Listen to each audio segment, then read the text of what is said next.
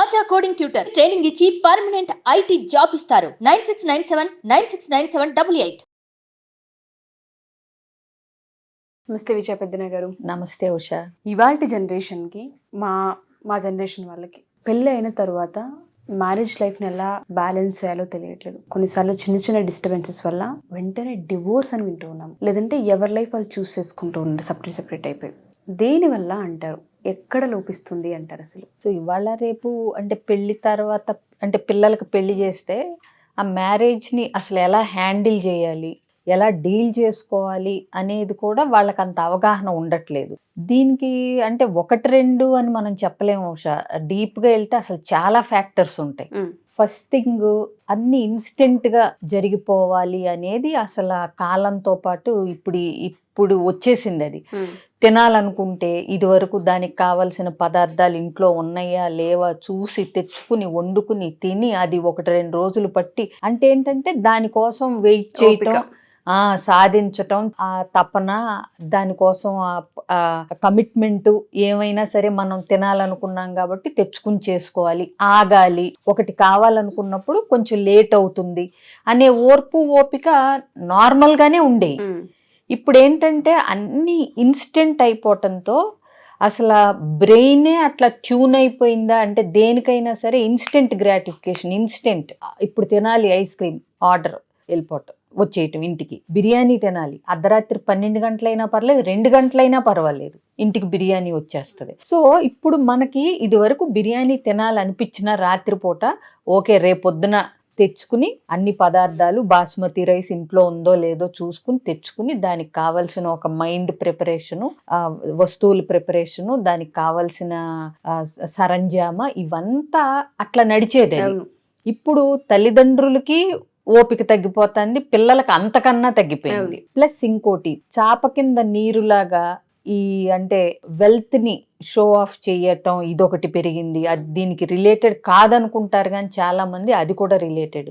అట్లాగే ఎఫోర్డబిలిటీ పెరిగింది జనాలకి, సో దాని తగ్గట్టుగా ఖర్చు పెట్టడం పెరిగింది. అలాగే పిల్లలు బాగా చదువుకోవటం పెరిగింది, ఆడపిల్లలు కూడా ఉద్యోగాలు చేయటం చూస్తున్నాం మనం ఇవాళ.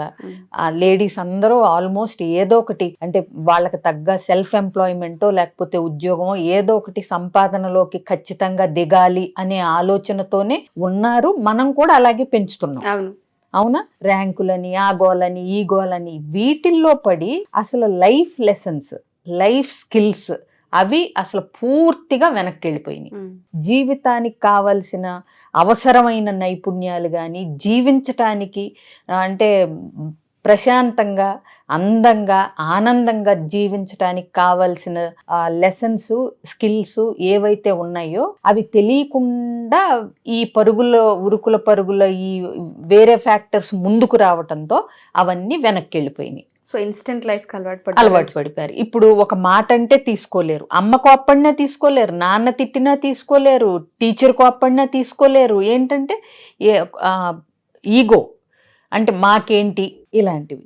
దీంతో ఒకళ్ళిద్దరిని కని పిల్లలకి తల్లిదండ్రులు మంచి చెడు గట్టిగా గదమాయించి చెప్పాలన్నా భయపడే పరిస్థితి వాళ్ళ.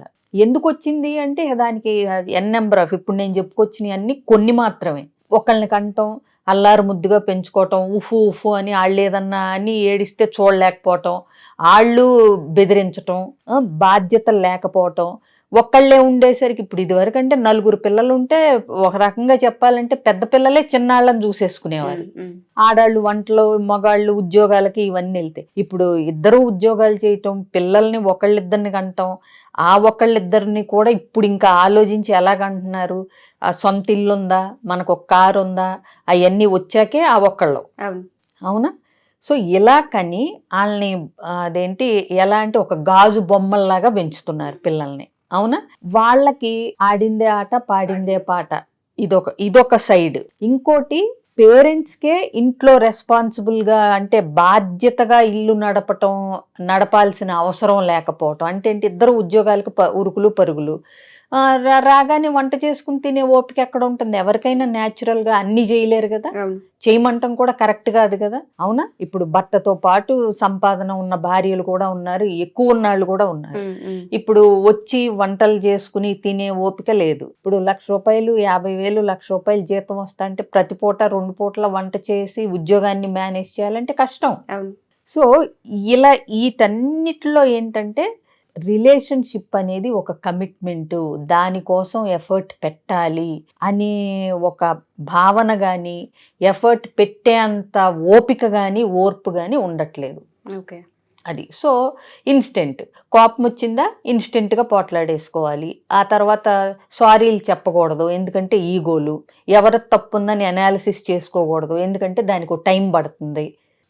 సో ఏంటంటే ఎంతసేపు నీదే తప్పు అని ఎవరి కాళ్ళు అనేసుకుని, నీకు నాకు సెట్ అవ్వదని అనేసుకుని, అసలు కూర్చుని ఎందుకు ఇట్లా జరుగుతుంది మనకి అని అనుకునేది కానీ, కమ్యూనికేషనే ఉండదు. ఫస్ట్ ఆఫ్ ఆల్ ఆ యాటిట్యూడే ఉండదు అసలు, ముందు కూర్చుని మాట్లాడుకోవాలని. ఇంకోటి, మాట్లాడుకోవాలని ఉన్నా ఏం మాట్లాడాలో, ఎలా మాట్లాడుకోవాలో తెలీదు. ఏంటి, సర్దుబాటు ధోరణిలో నిజంగా కలిసి ఉండటం కోసం మనం ఎలా చర్చించుకోవాలి అనేది తెలియదు. అర్థమైందా? ఇంకొకటి ఈగో ప్రాబ్లమ్స్. ఇప్పుడు ఉన్న జనరేషన్కి సెల్ఫ్ అంటే చాలా గొప్ప. నేను, నాది, నాకు, ఆ తర్వాతే పక్కనాళ్ళు, అది భర్త అయినా సరే భార్య అయినా సరే. ఇదివరకు ఏంటంటే అంటే వాళ్లే ఎక్కువ మనకన్నా అన్నట్టుగా ఉండేది ఒక భావన. ఇప్పుడు అంత ఉండక్కర్లా, పోనీ ఇద్దరం సమానం అనుకుని ఇద్దరిది తప్పు ఉండొచ్చు, రెండు వైపులా తప్పు ఉండొచ్చు, అలా ఆలోచిస్తే చాలు. అసలు మొత్తం నువ్వే సర్వస్వం అని కూడా ఉండాలని ఎవరు అంటలేదు, ఉండమని చెప్పట్లేదు కూడా.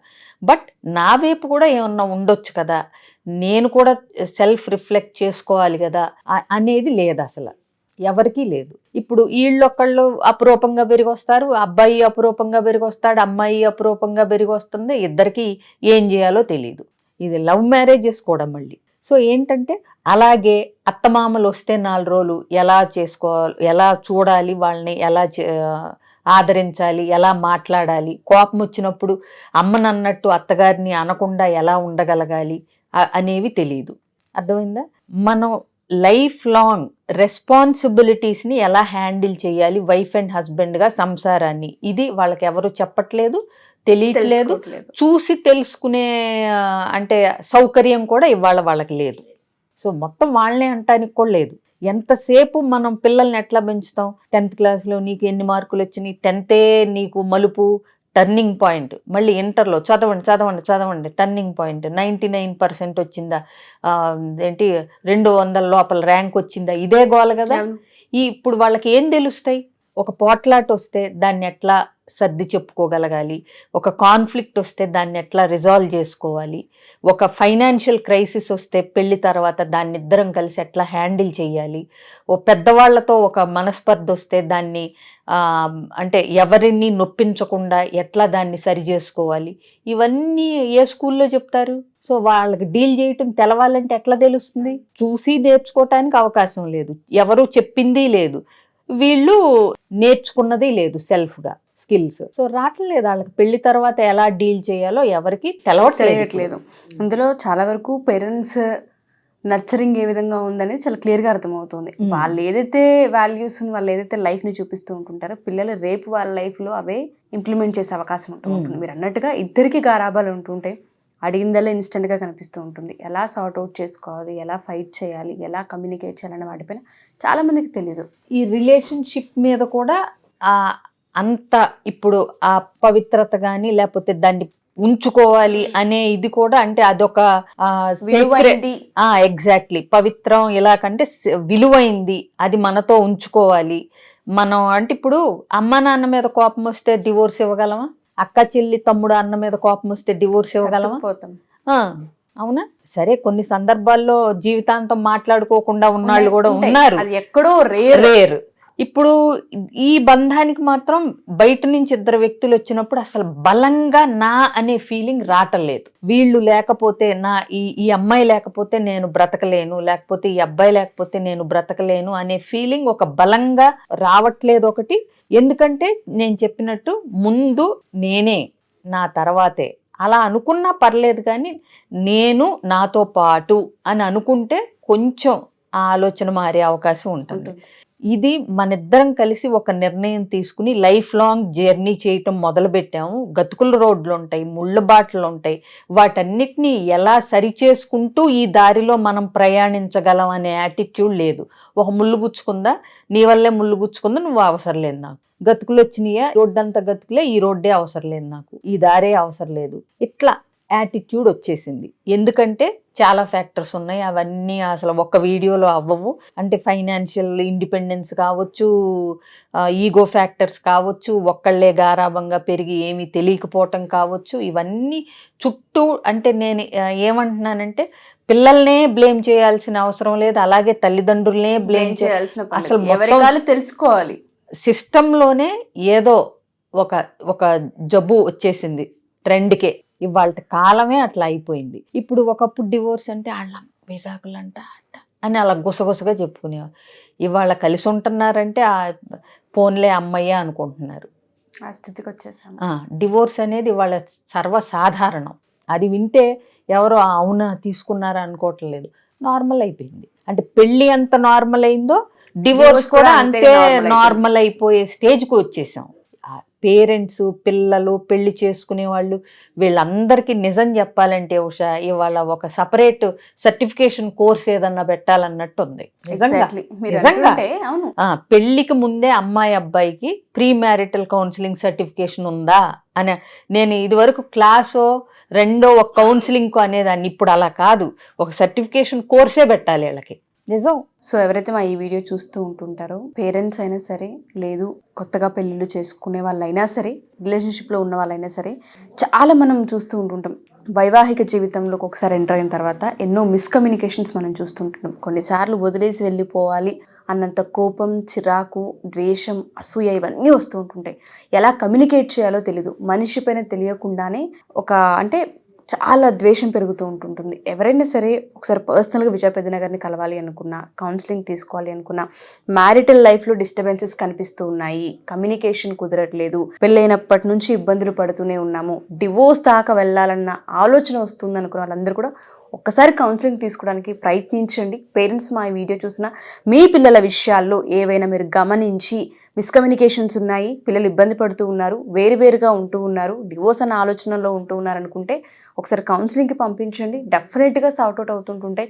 కొన్ని కూర్చొని మాట్లాడితే ఈజీగా సాల్వ్ చేయొచ్చు. ఎవరికైనా కౌన్సిలింగ్ కావాలి అనుకుంటే కింద స్క్రోల్ అవుతున్న కాంటాక్ట్ని కాంటాక్ట్ చేస్తే విజయ పెద్దన గారి మీకు పూర్తి డీటెయిల్స్ని అందిస్తారు. Wonderful narration ma'am. మీరు అన్నట్టుగా ఈ జనరేషన్ వాళ్ళకి కౌన్సిలింగ్ నీడ్ అయితే చాలా ఎక్కువగా ఉందనే చెప్పాలి. ఎందుకంటే చాలా వాటిని ఎలా హ్యాండిల్ చేయాలో తెలియక చేసే పొరపాట్లే divorce. Thank you ma'am. Thank you so much.